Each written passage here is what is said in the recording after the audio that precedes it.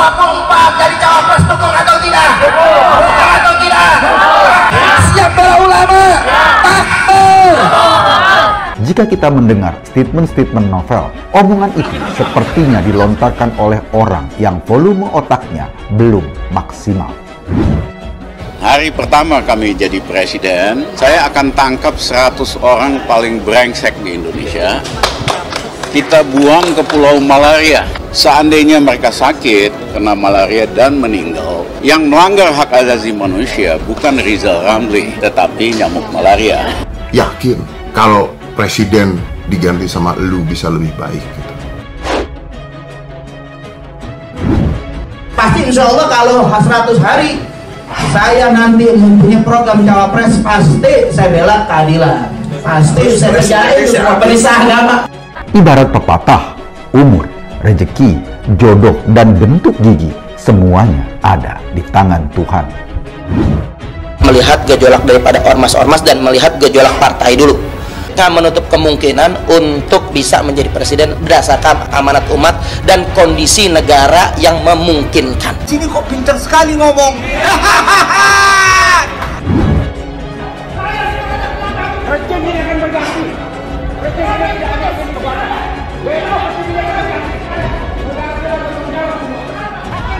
Himbauan saya kepada semua masyarakat, jangan takut, itu penting, karena kerja mereka nakut-nakuti. Itu baru terkenal sedikit aja udah sosok top sedunia. Gak bisa begitu, Bapak. Kan lebih parah lagi. Gak bisa begitu. Ngaku 212. Saya bingung. Gak bisa.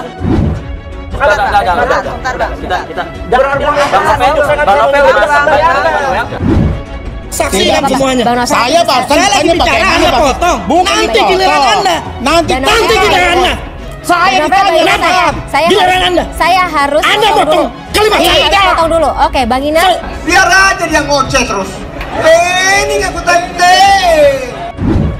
Rizal Ramli memutuskan siap memimpin Indonesia 2024. Mimpi kali ye.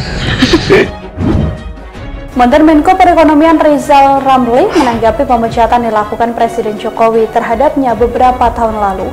Namun Rizal Ramli hanya bekerja selama 11 bulan sebelum akhirnya dipecat oleh Presiden Joko Widodo. Karena kodok itu kan berasalnya dari cebong. Cebong dari Solo dibawa ke istana. Bapak Joko Widodo itu simbol negara. Pantas tidak?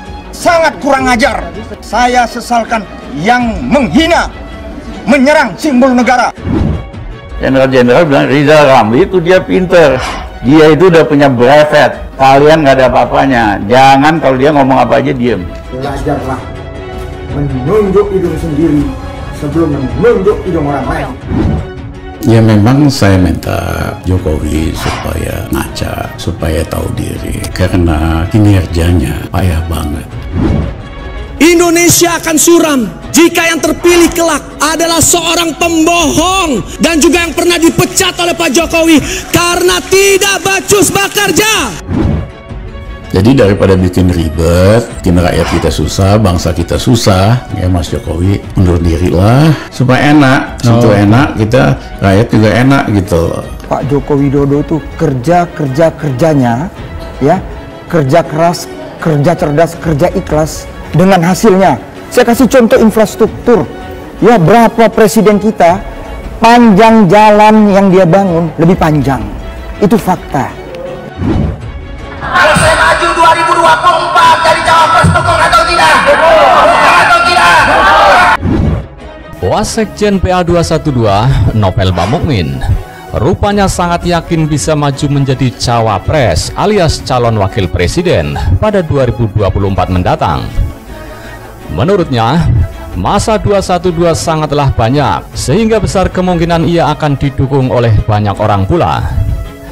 Ia lantas membuat kalkulasi dengan menyebutkan peserta aksi 212 tahun 2018 yang berlangsung di Monumen Nasional Jakarta Pusat, yaitu sebanyak 13 juta orang yang baru perwakilan daerah. Sehingga kalau mereka dipukul rata, yang hadir 212 mewakili 5 orang, maka suara pemilih saya adalah 65 juta. Dan bisa jadi setiap orang yang datang mewakili rata-rata 10 orang. Maka pemilih saya 130 juta orang, ujar Novel Bamukmin sangat yakin. Ia kemudian mengatakan bahwa orang-orang 212 tidak mungkin memilih orang lain selain dirinya, meskipun itu tokoh-tokoh ternama sekalipun. Semuanya pilih saya, dan nggak mungkin masa 212 pilih Giring, LBP, Ahok, Airlangga, Grace Natali, Victor Laiskodat, Puan Maharani dan Ganjar Pranowo hingga Ridwan Kamil, atau siapapun capres dan cawapres yang pernah masuk namanya di lembaga survei dalam kelompok rezim ini enggak akan dipilih oleh massa spirit 212, ujar Novel pada Rabu 29 Desember 2021. Selain itu, Novel juga menyatakan telah memiliki pengalaman panjang sehingga layak maju menjadi calon wakil presiden. Novel menyebut pengalamannya diantaranya pernah menjadi praktisi hukum, penceramah, pegiat media sosial, wakil sekretaris jenderal PA 212, dan calon anggota legislatif meskipun akhirnya gagal. Sebagai mantan calon anggota legislatif, mubalik, praktisi hukum, dan pegiat media sosial, dan bermodal dukungan peserta aksi 212, Novel Bamukmin meyakini pada waktunya nanti akan mendapat dukungan dari partai politik.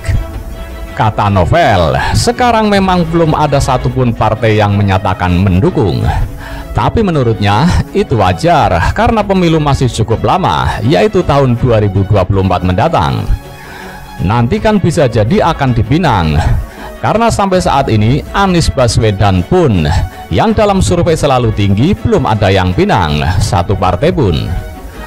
Novel Bamukmin lalu merujuk pula pada perjalanan Ma'ruf Amin yang bukan politikus, tetapi dalam hari-hari terakhir justru mendapat dukungan untuk maju sebagai wakil presiden pada pemilu 2019 lalu.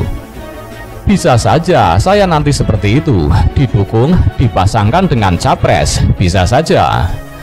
Novel percaya dalam dunia politik segala kemungkinan dapat terjadi, sehingga tidak menutup kemungkinan pada detik-detik terakhir siapapun bisa maju menjadi calon presiden dan calon wakil presiden.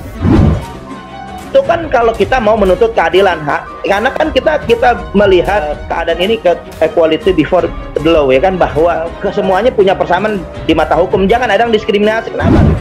Masuk ke partai kita dan menjadikan partai kita ini sebagai alat untuk masuk ke DPR dan DPRD, tapi mereka menjalankan agenda mereka sendiri. Itu terjadi kepada banyak sekali aktivis-aktivis FPI yang bergabung ke kita, tapi kemudian ternyata belakangan melakukan pembusukan dari partai ke dalam sendiri. Nah, ini pengalaman kita yang sangat buruk. Secara tidak mundur secara administrasi. Artinya saya vakum, saya berdiam diri, tidak untuk berkampanye lagi, sosialisasi lagi.